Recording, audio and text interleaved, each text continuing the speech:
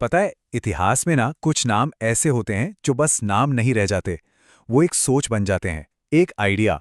और आज हम एक ऐसे ही क्रांतिकारी की कहानी सुनेंगे। एक ऐसा इंसान जिसने अपना नाम रखा आज़ाद और अपनी आखिरी सांस तक उस नाम को सच करके दिखाया। ये देखिए, ये हैं चंद्रशेखर आज़ाद। उनकी मूंछों पर वो ताव और आंखों में वो बेखौफी। सच में, भारत के फ्रीडम स्ट्रगल की एक पूरी जनरेशन की स्पिरिट को दिखाती है।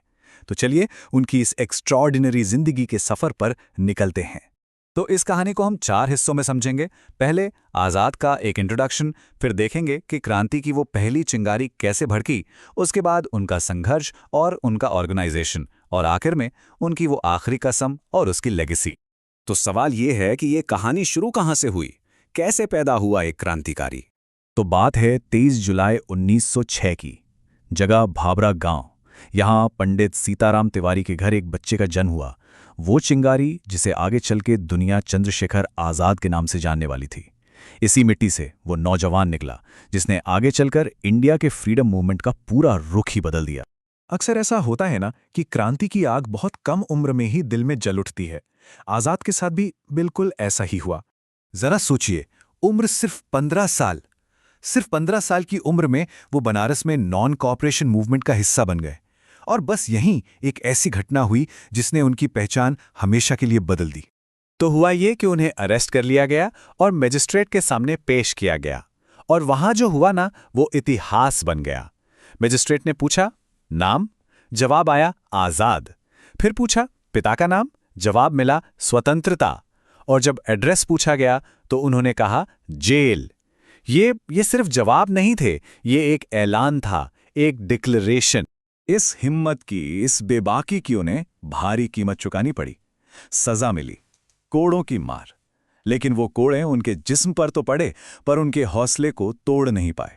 उल्टा उनका इरादा और भी पक्का हो गया। और बस उस दिन से चंद्रशेखर तिवारी हमेशा के लिए बन गए आज़ाद। और उन्होंने अपना रास्ता चुन लिया था, क्रांति का रास्ता। तो अब चंद्रशेखर सिर्फ एक आंदोलनकारी नहीं थे, वो एक ऑर्गेनाइजर बन रहे थे। एक ऐसा लीडर जो ब्रिटिश हुकूमत की नींव हिलाने की तैयारी में था। उनकी रेवोल्यूशनरी लाइफ के कुछ इंपॉर्टेंट माइलस्टोन्स देखते हैं। सबसे पहले 1925, मशहूर काकोरी ट्रेन रॉबरी जिसने अंग्रेजी हुकूमत को हिलाकर रख दिया। फिर लाहौर कॉन्स्पिरेसी जिसमें उनका रोल बहुत अहम था। और 1925 के बाद जब उनके कई साथी या तो पकड़े गए या शहीद हो गए, तो आज़ाद ने हिम्मत नहीं हारी, बल्कि उन्होंने हिंदुस्तान सोशलिस्ट रिपब्लिकन आर्मी यानी HSRA को नए सिरे से खड़ा किया। उसे एक नई एनर्जी थी।